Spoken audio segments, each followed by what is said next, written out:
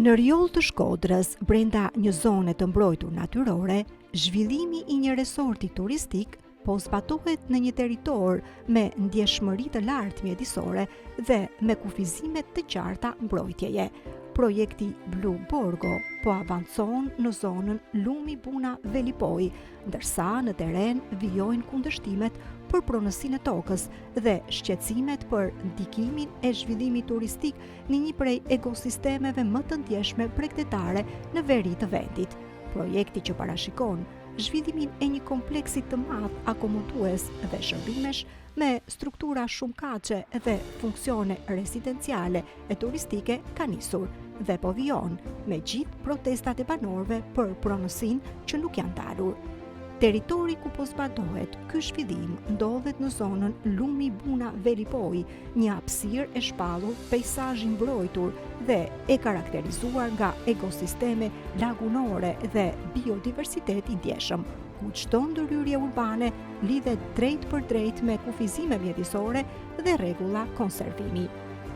Zhvillimi në zonat lagunore dhe bregdetare të mbrojtura sjell presion të drejt për drejt mbi ekosistemet e ndjeshme dhe mbi sjellje natyrore të specieve që i karakterizojnë këto habitate. Sipas ekspertëve të mjedisit, zonat lagunore të bregdetit shqiptar janë ndër habitatet më të ndjeshme në vend dhe çdo ndërhyrje urbane sjell presion të drejt për drejt mbi ekosistemet dhe ndikon në sjelljen e faunës dhe funksionimin natyror të habitatit.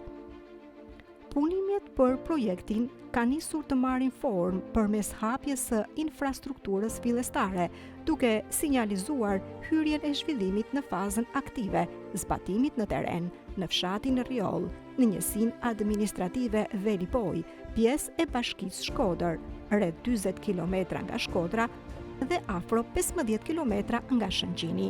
Territori bën pjesë në peizazhin e mbrojtur Velipoj Bun, mes lagunës së Vilunit dhe monumentit natyror të Ranës së Hedhun. Territori ku po zhvillohet projekti bën pjesë në një prej zonave me status të shumëfisht mbrojtje dhe vlera të larta natyrore në bregdetin verior të vendit. Ajo është zonë e mbrojtur kombëtare me status kandidate Emerald dhe e përfshirë me status Ramas, që u jepet ligatinave me rëndësi ndërkombëtare për biodiversitetin dhe shpendët ujore sipas ekspertëve të mjedisit. Sapo në teren nisën të shfaqen gjurmët e para të punimeve për projektin, reagimi i banorëve të Rjollit ishte i menjëhershëm, duke lidhur zhvillimin me çështjen e pronësisë së tokës dhe të drejtat e trashëguara mbi territorin. Banorët reaguan me protesta që në fillim të muajit shkurt, duke pohuar se punimet po kryen mbi hapësira që ata i konsiderojnë pronë familjare historike. Unë kam edhe një thirrje. Jena kanë spak, jena drejtuar spakut, jena drejtuar gjykata, jena drejtuar gjitha medje, jena drejtuar bashki Shkodrës sot. Dhe ban vetëm një thirrje, si ti marrin letrat në Tavalin dhe të vinë, tulit në këtë tokë, të hapen letrat.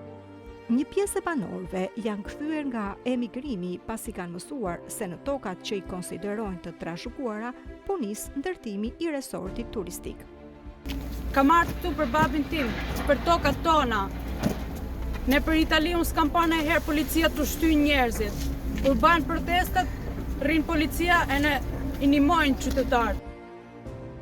Ndërsa banorët që pretendojnë pronësinë historike mbi tokat kanë vijuar protestat, institucionet shqiptare deklarojnë ligjërisht se zona e Rjollit është pjesë e peizazhit të mbrojtur ujor. Zona e Rjollit ndodhet në territorin e bashkisë Shkodër dhe bën pjesë në peizazhin e mbrojtur ujor toksor Lumi Buna Velipoj, miratuar në vitin 2024 sipas Agjencisë Kombëtare të Zonave të Mbrojtura. Kjo zonë e mbrojtur është shpallur për herë të parë me këtë status në vitin 2005. Veç se i nisur së ndërtuari në një zonë të mbrojtur, modeli i resortit rezidencial me përdorim të vazhdueshëm gjatë gjithë vitit, sipas ekspertëve të mjedisit, ndryshon mënyrën se si funksionon ekosistemi lokal, për shkak të rritjes së presionit njerëzor dhe infrastrukturës shoqëruese. Një projekt i tillë sjell rritje të trafikut, konsum më të lartë të infrastrukturës dhe presion mbi burimet natyrore. Me skodrave shkëmbore dhe lagunave bregdetare të Riollit, zona e njohur si Paks Riolli, ndërtimi i resorsit turistik parashikohet të përfshijë një investim rreth 280 milion euro dhe në një sipërfaqe prej 140 hektar tokë. Projekti i kësaj kompanie parashikon hotele, vila dhe struktura akomoduese me funksion rezidencial dhe turistik. Miratimi i projektit është bërë përmes Këshillit Kombëtar të Territorit dhe Ujit në dhjetor të vitit 2024. Ndërkohë, institucionet konfirmojnë se për këtë projekt nuk është dhënë statusi i investitorit strategjik. Banorët nga ana e tyre kërkojnë drejtësi. Nuk kanë pas me hangër, e ta toka si kanë shita, si kanë dash mi dhanë kur, s'kanë pas me hangër. Po, sot janë këtu, aggjat e mi, hadhat e mia, edhe na i mbrojsim, kena alë prija shtetit, si me thanë se toka është e jonë. Media Amfora ju drejtua zyrtarisht kompanisë me një kërkesë për koment lidhur me pretendimet e banorëve se projekti po zhvillohet në toka që ata i konsiderojnë të trashëguara. Deri në publikimin e kësaj kronike, kompania nuk theu përgjigje. Në territor situata mbetet e ndjeshme mes zhvillimit që po afatson dhe pretendimeve të banorëve për pronësinë dhe vendimarrjet institucionale.